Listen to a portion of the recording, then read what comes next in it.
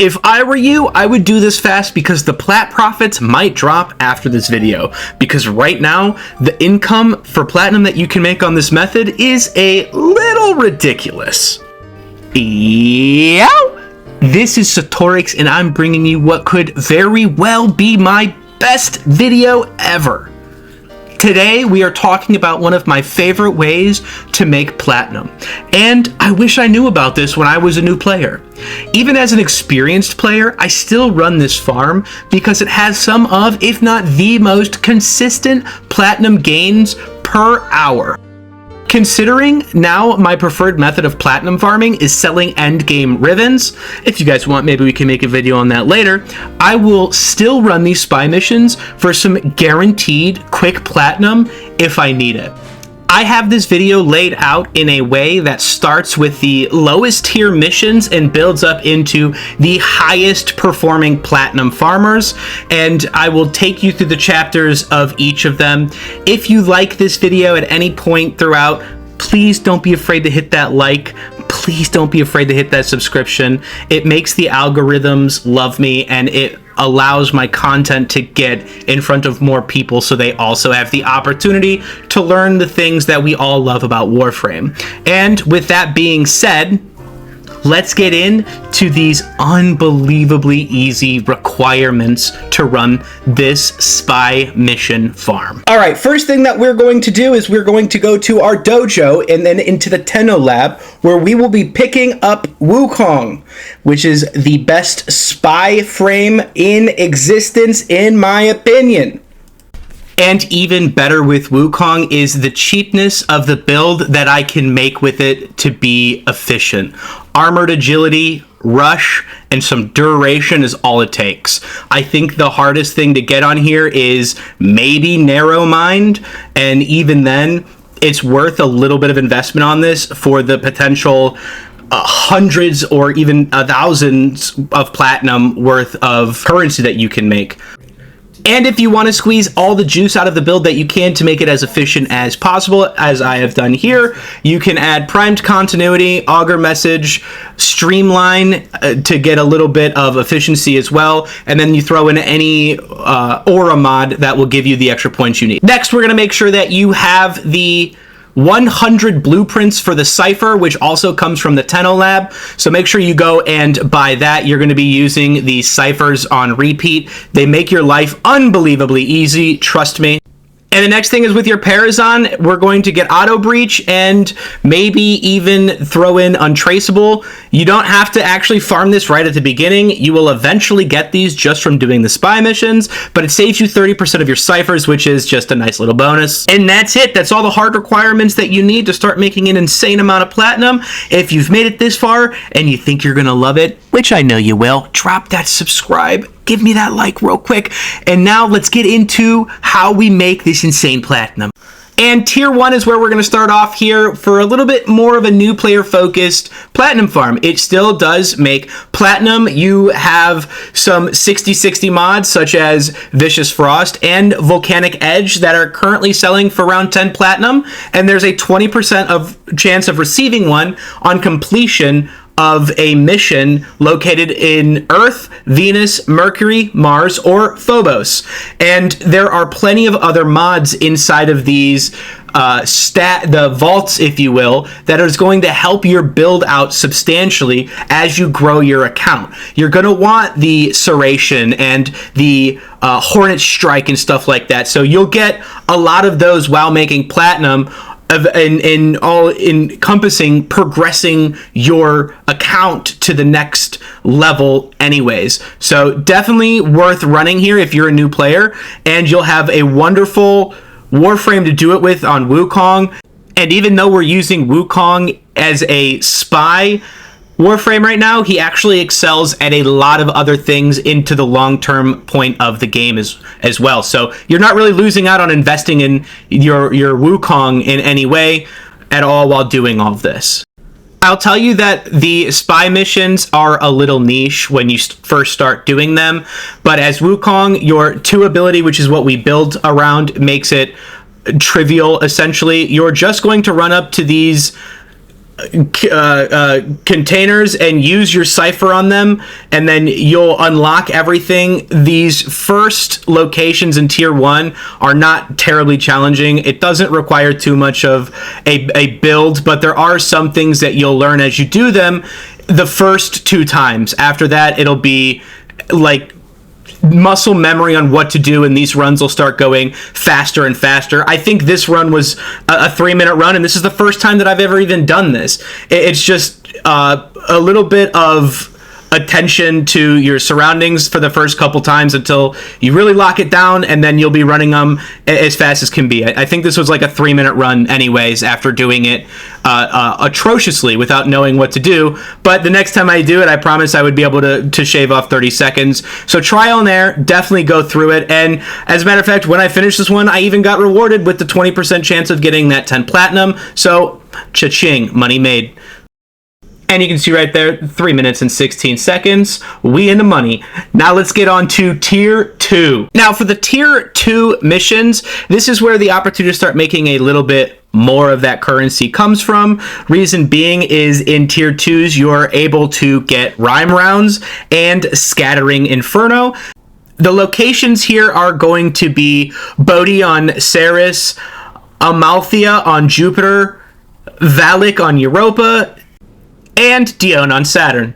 The chances of getting a mod in tier 2 that is worth something is significantly less than in tier 1. This gives you an 11% chance of getting one of those mods. The difference between being in tier 1 and tier 2, though, is your ability at a big ticket item and the amount of mods that you get from the other reward systems you're going to also want for all of your mid to end game builds.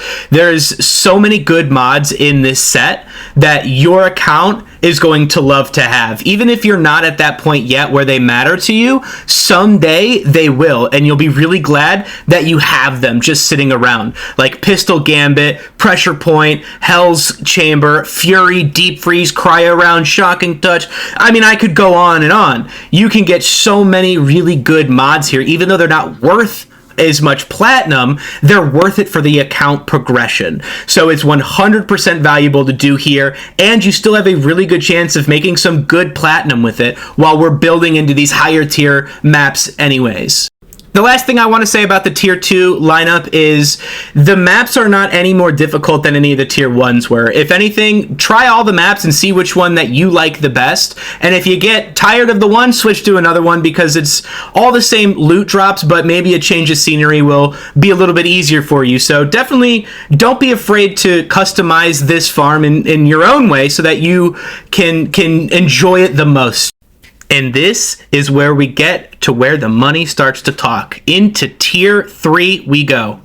And now we are at the first of 3 levels of pinnacle income that you can make from running spy missions as fast as possible, and that is the tier 3 options. There are more notable mods in this setup that are worth platinum than aren't, for the most part. You have a 42% chance of getting a minimum of 10 to 15 platinum every single run, with a chance at a high ticket item. And the ones that you'll be looking for inside of tier 3 is thermite rounds, scorch, frigid blast. This is where you get your auto breach, and then frostbite and covert lethality.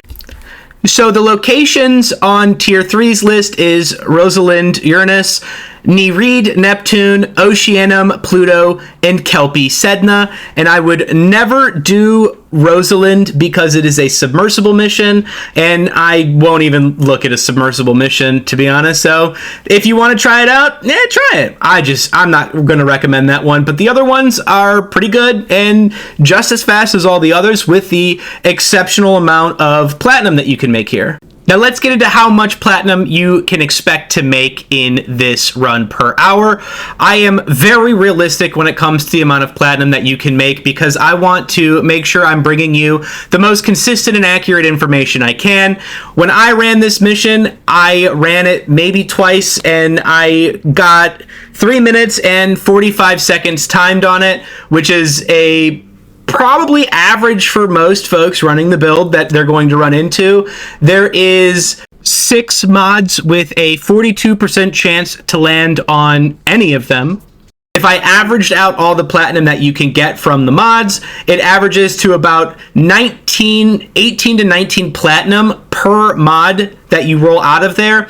And assuming that we get right into it after doing it and we grind it for an hour straight, you're probably looking at getting at least 6.5 to 7 rolls onto the drop chance at platinum here.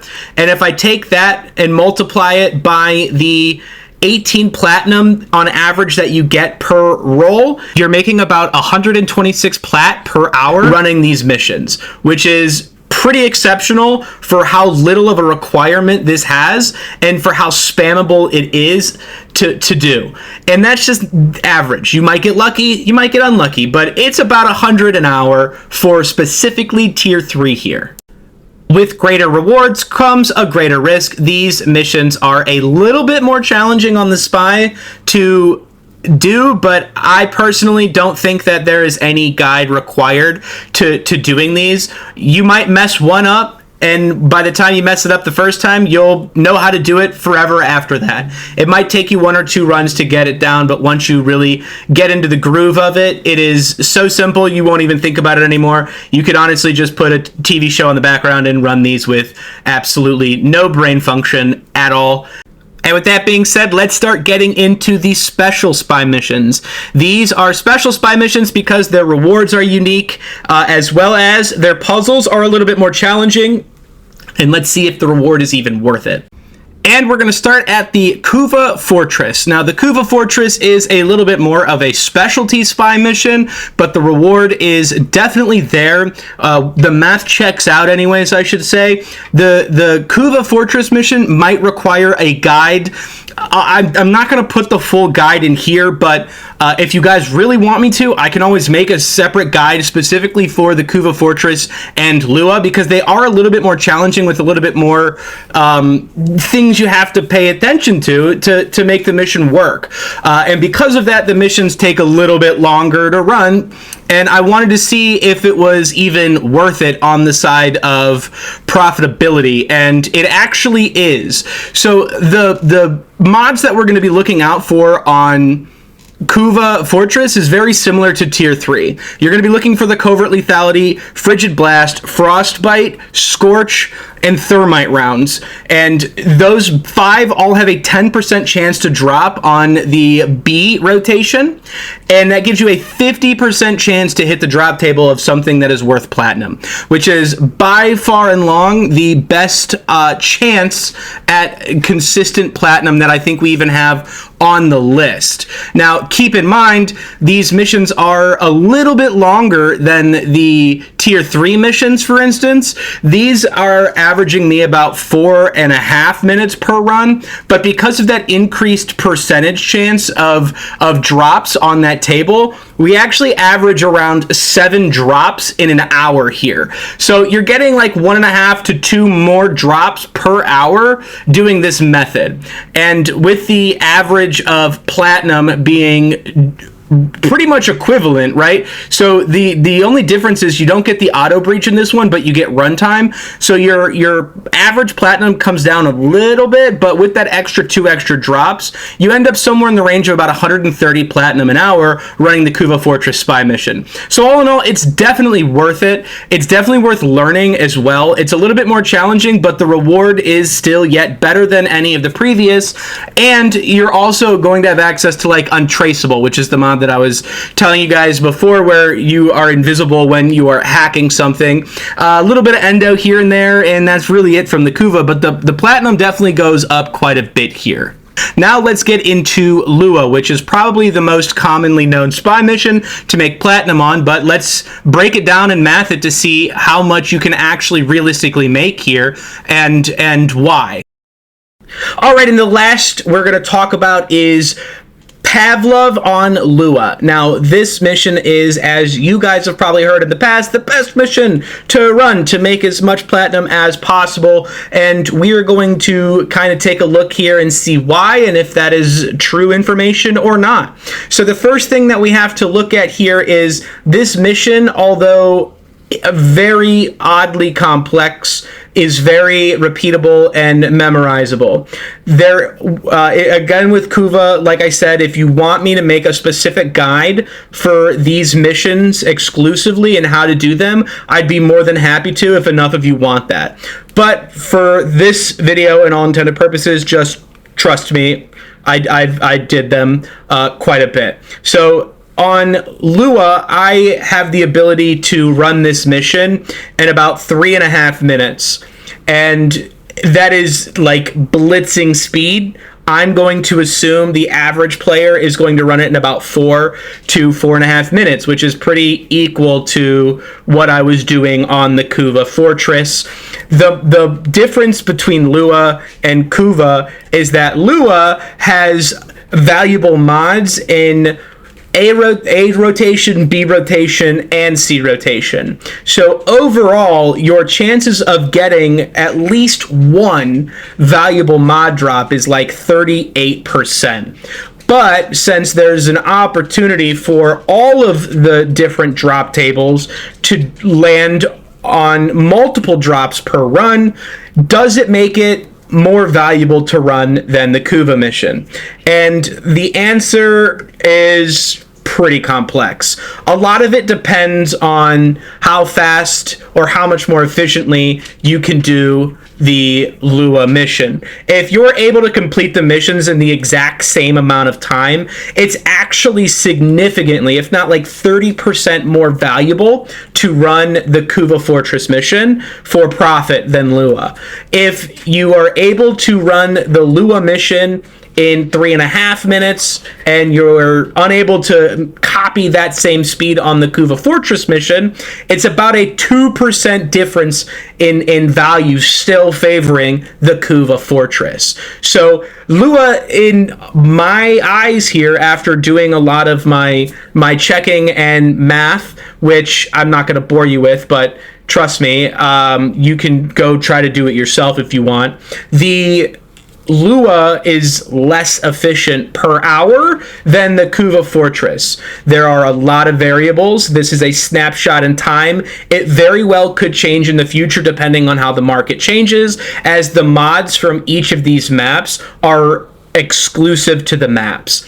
Now, there is still plenty of value in running the Lua mission, no matter what. Your worst case scenario still is as profitable, if not slightly more profitable, than your tier 3 mission.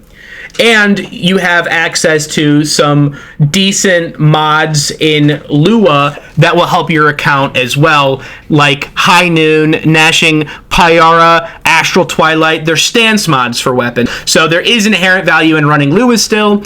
And, you know, the Gamba always leads to what if you get 3 good drops in a row. All in all, I still think that Lua is a fantastic contender for profit, just I don't think it's as good as what the Kuva Fortress is. Thank you guys again from the bottom of my heart for watching another one of my videos. This video was actually a lot of fun making, and it kind of came to me with a burst of ideas. I think you guys would really appreciate this one, so I had to make a video on it. And we got to break a myth that Lua is the best spy mission to run for Platinum. And if this video taught you anything, or you just enjoyed the content in general, I would really appreciate a subscription and a like. It helps with YouTube's algorithm so much, and I am really trying as best as I can to provide you guys with the most analytical and accurate content I possibly can. Thank you guys in the past videos for reaching out and commenting and giving me information that maybe I overlooked. That also helps me so much. I really like seeing the Warframe community actually be a part of their content, not just consuming it, and it's been a breath of fresh air. So if you want more of my content, my YouTube page is full of it every Monday, Wednesday, and Friday with videos.